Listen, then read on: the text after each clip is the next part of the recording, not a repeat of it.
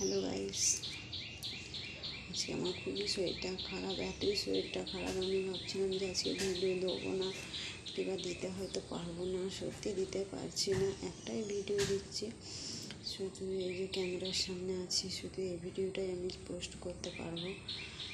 আমার খুবই শরীরটা খারাপ, তোমার সাথে কথা বলছি, আমি হাঁপিয়ে যাচ্ছি। জানি না আমার কি হচ্ছে।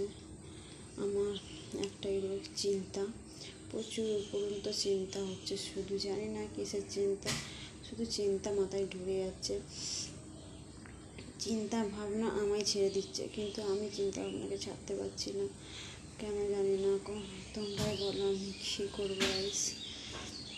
আমার প্রচুর শরীরটা খারাপ হয়ে যাচ্ছে আস্তে আস্তে, জানি না বাঁচবো কি।